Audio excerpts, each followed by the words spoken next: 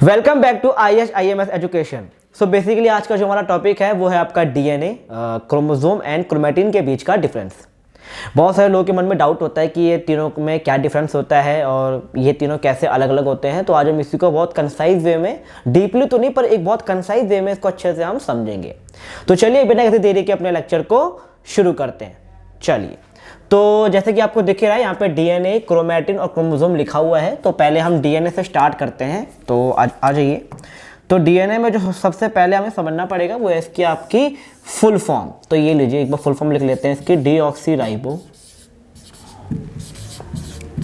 Nucleic acid. ये होती है आपकी डीएनए की फुल फॉर्म। अब यहाँ पे मैं आपको ये भी समझाना चाहूंगा कि डीएनए बेसिकली क्या होता है। तो सब मेरे साथ लिखेंगे, इट इज अ डबल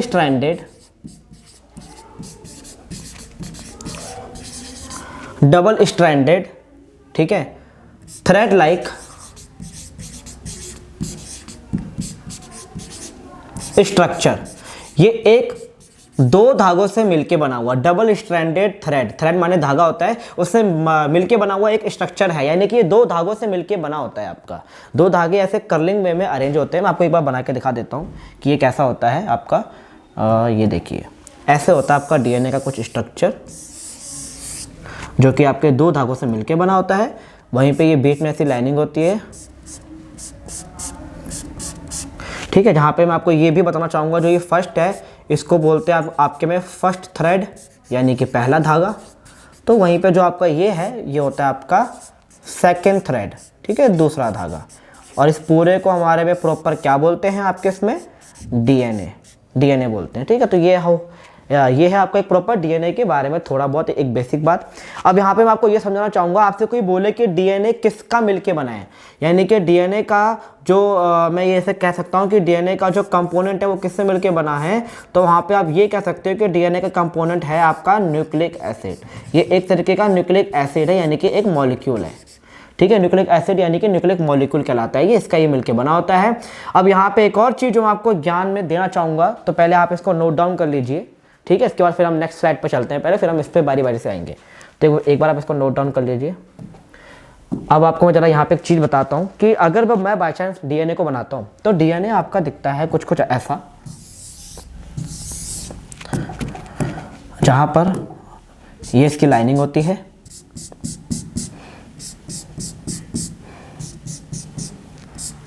ठीक है।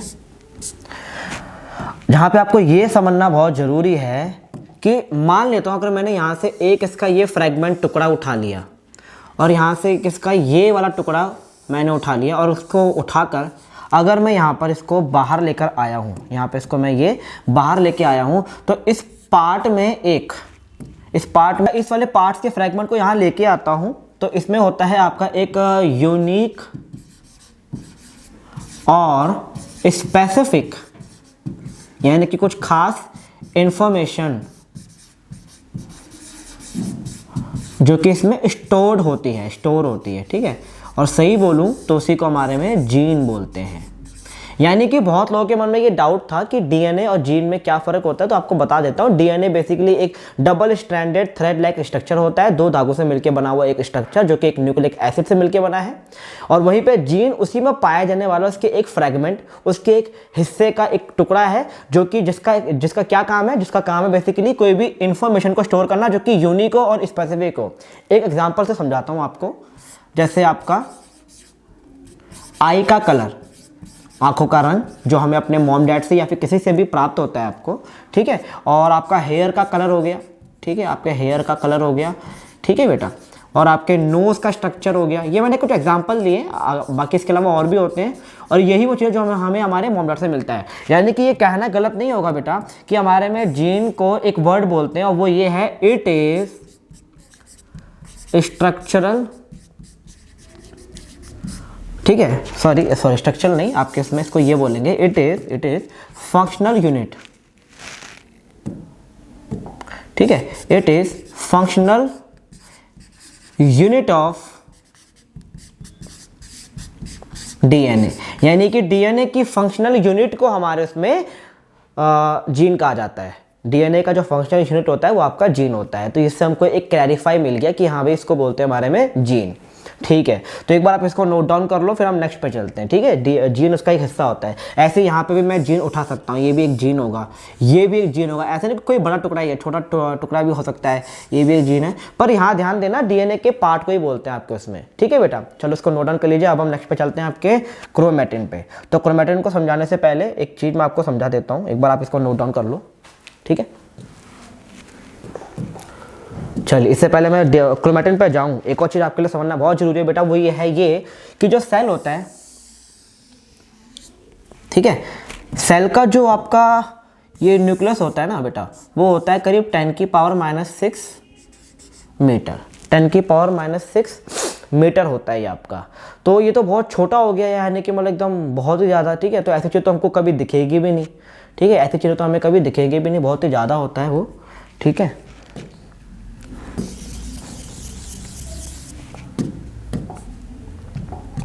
ठीक है, डीएनए के अब उसके बारे में जो कि हमें क्रोमैटिन क्या होता है, तो उससे पहले हमको एक चीज़ समझनी है, बहुत ज़रूरी है वो, कि सेल के बारे में। और वो ये है कि फॉर एग्जांपल के लिए अगर ये एक सेल है, ठीक है, तो इस सेल का जो न्यूक्लियस होता है ना, वो आपका बहुत छोटा होता है, यानी कि करीब आपका 10⁻⁻6 में। ठीक है, लेकिन जो अगर मैं बात करता हूँ डीएनए की, और डीएनए की जो लंबाई होती है वो होती है आपकी अप्रॉक्सीमेट 2.2 मीटर। ये अप्रॉक्स वैल्यू है बेटा, कोई कंफर्म नहीं बता पाता है, पर ये अप्रॉक्सीमेट है। ठीक है, 2.2 मीटर आपका डीएनए होता है, इतना लंबा आपका डीएनए है। और न्यूक्लियस सेल के अंदर आपका 10⁻⁻6 रेशियो में, यानी कि उसमें होता है। तो आप एक बात बताओ, इस डीएनए को आप इसमें फिट कैसे कर पाओगे? तो ये तो एक तरीके से लगभग अगर बोलूँ तो ये तो बेटा एक इम्पॉसिबल टर्म हो गया। ये तो इम्पॉसिबल है सर, यानी कि डीएनए हमारे सेल के इस न्यूक्लियस में तो आ ही नहीं सकता ना। डीएनए की जो लोकेशंस होती है वो आपकी होती है न्यूक्लियस में, सेल के अंदर। तो न्यूक्लियस तो बहुत छोटा होता है, 10⁻⁻6 टाइम, और जो आपका डीएनए है वो है 2.2 मीटर बड़ा। तो ये चीज़ कैसे करके आप इसमें ला सकते हो, जो कितनी छोटी है, फिर इसको भी इसमें लाना 2.2 मीटर, तो ये तो एकदम नामुमकिन है। तो इस तरीके में एक चीज़ आ जाती है कंडेंसेशन। तो हम लोग क्या करते हैं, हम इस डीएनए की कंडेंसेशन करवाते हैं, जिसकी वजह से क्या होता है कि जब आप डीएनए की कंडेंसेशन करेंगे तो डीएनए कुछ ऐसा सा रूप ले लेता है, कर्लिंग वाला एकदम। और हमारे इसमें इसी रूप को बोलते हैं क्रोमैटिन। और यही है जो सेल के अंदर फिट आती है। यानी कि असली में जो आप सेल के अंदर देखते हो ना डीएनए को, वो एक्चुअली में डीएनए का ये वाला रूप कहलाता है। क्या है उसका नाम? क्रोमैटिन। यानी कि बेटा ये कहना गलत नहीं होगा कि कभी कभी आप जिसको सेल में आप उसको देखते हो उसमें न्यूक्लियस के अंदर डीएनए को, वो डीएनए ही होता है, बट वो उसका एक अलग रूप होता है, फॉर्म होता है उसका, जिसको बोलते हैं कंडेंस फॉर्म ऑफ डीएनए, जिसका नाम क्या है आपका? क्रोमैटिन। ये मैंने यहाँ पे लिख भी दिया है। ठीक है, तो अब हम वापस से चलते हैं अपने दूसरी फर्स्ट वाली स्लाइड पर, जहाँ हमने उसको 3 में बांटा था। तो पहले आप इसको नोट डाउन कर लो। ठीक है, अब हम चलते हैं आपके स्टार्टिंग वाले पे। तो अब क्रोमैटिन के बारे में लिखेंगे हम यहाँ पर अच्छे से कि क्रोमैटिन क्या होता है आपका। तो ये लिखिए मेरे साथ, chromatin, it is condensed form of DNA.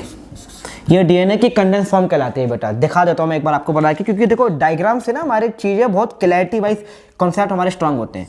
अगर ये डीएनए है तो इस डीएनए को आगे हम करते हैं कंडेंस, और कंडेंस करके इसको हम ऐसा करली जैसा बना देते हैं। ठीक है बेटा, यहाँ पर मैं लिख दे देता हूँ, ये हमने क्या किया है, इसका कंडेंसेशन हमने किया है, इसका कंडेंसेशन। ठीक है, तो ये था हमारा डीएनए, और ये बाद में कैसा हो गया आपका? क्रोमैटिन। और फिर फाइनली ये आपका उसके अंदर फिट हो जाता है। यहाँ पर मैं आपको एक और चीज़ बताना चाहूँगा बेटा कि सर डीएनए से क्रोमैटिन आपने सर बना दिया, पर सर ये भी तो बताओ कि सर डीएनए से क्रोमैटिन बनाने के दौरान क्या कोई चीज नहीं लगेगी इसमें? मतलब आप इसको लपेट रहे हो, उलझा रहे हो ना यार। देखो ये डीएनए इतना बड़ा होता है, नहीं दिखेगा, पास लाऊंगा ना तो तब जाके दिखेगा, क्योंकि वो क्रोमैटिन फॉर्म में बन जाता है उलझा हुआ। ठीक है, तो ये बनाने के लिए कुछ प्रोटीन भी तो लगेंगी। तो हाँ बेटा, उस प्रोटीन का नाम लिख लेते हैं हम यहाँ पर, ऐसे करके बना लेते हैं। ये कुछ 1 2 3 4 5 6 ये कुछ प्रोटीन लगते हैं बेटा, इनका नाम लिख लेना आप चाहे तो। इनको बोलते हैं हिस्टोन प्रोटीन, इनको बोलते हैं हिस्टोन प्रोटीन। इन्हीं के साथ में कुछ अलग से प्रोटीन भी होते हैं बेटा, उसको भी हम बना लेते हैं साथ साथ में, 1 2 और 3, और इसको बोलते हैं हमारे इसमें नॉन हिस्टोन प्रोटीन। क्या बोलते हैं बेटा? Non stone protein. और साथ ही साथ बेटा आपका इसमें आरएनए भी आता है, आरएनए भी आपका इसी के साथ में आ जाता है, तो वो भी कई साइड से बना लेते हैं, 1 2 3 4 5, तो ये क्या हो गया आपका आरएनए। यानी कि बेटा ये कहना गलत नहीं होगा कि क्रोमैटिन के अंदर आपको क्या क्या मिलेगा? नंबर 1 डीएनए प्लस प्रोटीन, जिसमें आपके दोनों होते हैं, यानी कि आपका हिस्टोन भी और आपका नॉन हिस्टोन भी, और वहीं पे साथ में आपको एक और चीज़ भी मिलेगी जो है आपका आरएनए। तो इसको एकदम से याद कर लीजिएगा, बहुत इंपॉर्टेंट चीज़ है ये। ठीक है बेटा, चलिए इसको आप नोट डाउन कर लीजिए। अच्छा, बहुत लोगों के मन में डाउट होता है सर ये कैसे हिस्टोन प्रोटीन और ये नॉन हिस्टोन प्रोटीन, इसका क्या रोल है सर? देखो मैं आपको बता देता हूँ बेटा। जैसे मान लो फॉर एग्जांपल के लिए ये मैंने ग्रीन से लिया ना, तो ग्रीन से दिखा देता हूँ आपको। हिस्टोन प्रोटीन कुछ ऐसा सा होता है, ठीक है, ऐसा सा प्रोटीन है एक। इसके ऊपर आपका डीएनए जो कि मैंने किस कलर से बनाया है? वाइट से। वो ऐसे करके बेटा लिपटा हुआ होता है, लिपट के फिर जाता है। तो यानी कि ये रहा आपका हिस्टोन और ये रहा आपका डीएनए, ये रहा आपका डीएनए। तो आप इसको भी लिख लीजिए, ठीक है। चलिए, तो आई होप आपने इसको लिख लिया होगा, ठीक है। अच्छा, इसकी लोकेशन थोड़ी चेंज कर देते हैं क्योंकि हमें यहाँ पर उसको भी लेकर आना है ना। अब हम थोड़ा सा लास्ट हमारा एक बचा है बस क्रोमोसोम, फिर ये ख़त्म, ठीक है। इसको हम यहाँ पे लिख देते हैं इधर साइड में, ठीक है। जिसको नहीं समझ आएगा वो यहाँ से ऐसे करके उसको समझ लेगा।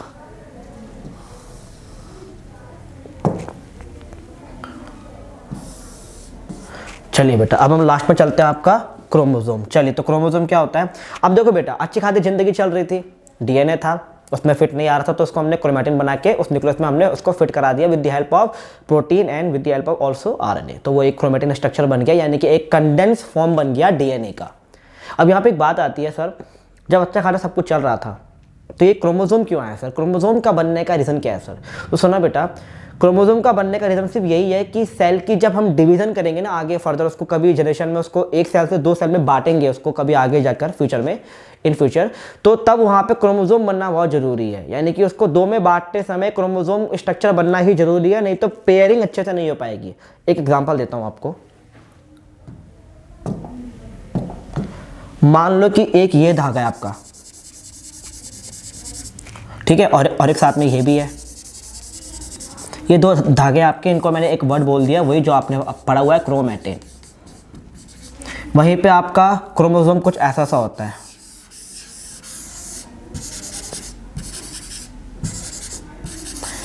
ठीक है। इसको आपके उसमें बोलते हैं क्रोमोसोम, क्रोमोसोम, ठीक है। अब यहाँ पर मैं एक वर्ड यूज़ करना चाहूँगा, अगर मैं इनको बांटने की कोशिश करूँ तो देखो बेटा मुझे बहुत प्रिसाइज वे लगाना पड़ेगा और इनको 2 टुकड़ों में मुझे इसको बांटना पड़ेगा। पर यहाँ मैं देखो ये पेयर बना हुआ है, दोनों एकदम जुड़वा है, सिस्टर क्रोमैटिन बोलते हैं इसको। इनको आराम से मैं 2 में ऐसे बांट सकता हूँ, ताकि एक अलग सेल में जाएगा, एक अलग सेल में जाएगा। तो कहानी कितनी आसान हो गई ना। तो इसलिए ऐसा प्रेफर माना जाता है कि जब भी तुम डीएनए यानी कि क्रोमोसोम को हमेशा तब बनाओगे जब हमको डिवीजन कराना होगा, जब हमको डिवीजन कराना होगा, यानी कि बेटा बेसिकली जब हमें सेल की डिवीजन करानी होगी। तो ये बात अपने दिमाग में एकदम बैठा लो, अच्छे से इसको नोट डाउन कर लो, ठीक है। एक बार इसको भी लिख लो, फिर हम नेक्स्ट पे चलते हैं आपका क्रोमोसोम पे। चलिए, ठीक है, ये रहा आपका क्रोमोसोम। आ जाओ ताकि अपना लेक्चर हमारा खत्म हो जाए। तो ये हमारा लास्ट टॉपिक है क्रोमोसोम। तो क्रोमोसोम के बारे में लिखेंगे इट इज, रुको रेड पेन से लिखते हैं बेटे क्योंकि मैचिंग खराब हो जाएगी ना। चलो, it is condensed form of chromatin। ये क्रोमैटिन की भी कंडेंस फॉर्म होती है, ठीक है। दिखा देता हूँ मैं एक बार कैसा, क्योंकि जैसे कि हमने यहाँ बनाया था वैसे यहाँ भी हम बना देते हैं एक बार, ठीक है। तो ये था आपका क्रोमैटिन, इसको और कंडेंस किया जाता है और एक ऐसा सा स्ट्रक्चर बनाया जाता है।